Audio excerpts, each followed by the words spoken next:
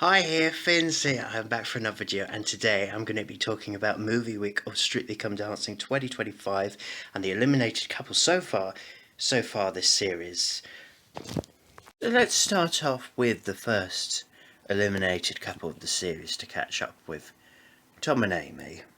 They did a salsa to Dizzy Rascal, I remember. And now let's just exclude all the politics and what Thomas Skinner believes, this and that. You know, let's just, if I have to just concentrate on the dancing as it is a dancing show, for me, I was underwhelmed. I'm sorry, that salsa, it was just lifts. It was 1 minute 30 of just lifts. And him pretending to DJ, which we've seen before a million times on Strictly. Yeah, dancing a salsa to Dizzy Rascal. I mean, why on earth would you do that? It just didn't work. It really didn't, and I think the viewers kind of thought we've kind of seen this before with the whole DJ thing. It's nothing new.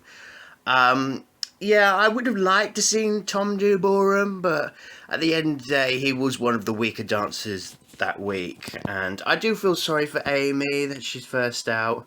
But I mean. Yeah, but doing a salsa to Dizzy Rascal, and it's got nothing to do with Thomas Skinner's politics of what his beliefs and right-wing views are. It's got nothing to do with that. And him being voted off, it's nothing to do with being a fix or anything. I'm sorry, that salsa was underwhelming. It just wasn't good enough. It was not good enough, unfortunately, and he unfortunately had to go first. And then Ross and Uvita left on movie week doing a Paso Doble to Thunderbirds. Well, I'm happy Ross wasn't the first to leave. That I'm happy about. It's that he was saved while he's doing it. He did his walks a week too, so that was good. I'm happy that he got to movie week, but I think he was the lowest of the judges' scores. I mean, he had that Paso Doble was just weird posture. I think he was thinking too much of banana. The banana shape in that, and those eyebrows. Oh gosh, those black cashmere pillows on his eyebrows. Honestly, he did look a bit ridiculous, but at least he was enjoying himself. And yeah, it was either going to be this week or the following week he was going to really get eliminated. Really, his weeks were limited, but at least he enjoyed himself. At least he wasn't the first to go. He's had a nice relationship with Uvita as a couple on the show.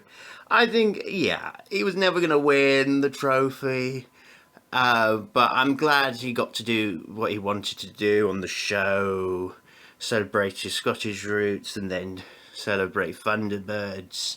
Thunderbirds are gone.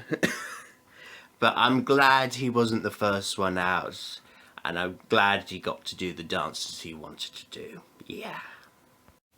So yeah, I think movie week was actually a good week. I think we had some good movies out there.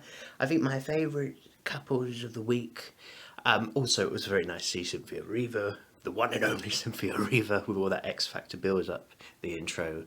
I think my favourite couples that week, Lewis and Cashier, definitely. I like it wasn't this week. It wasn't too much the kitchen sink. It was kind of framed back a little bit. It was good. Alex and Johannes, Meryl Streep. Alex Kingston can really act, can't she? And Ellie and Vito always put a smile to my face, that's for sure. Jimmy and Lauren really have surprised me. I really surprised Jimmy Floyd Hasselbank is really good. People underrating it. Let's leave it at that. But yeah, he's surprisingly good actually. It was nice to see Chris and Nadia not in the dance-off, I've got to say. I think having a theme and having a character for Chris really worked this week. It wasn't the strongest Paso Doble, but giving them a theme, I think, really helped out. And it was nice to see Nadia not in the dance-off again. I thought George and Alexis couple's choice wasn't too bad. I don't think this was their strongest week this week with George. I would have liked George to save his couple's choice for maybe a little later on. I think they did it too early, the couple's choice. But they had to do K-pop Demon Hunters.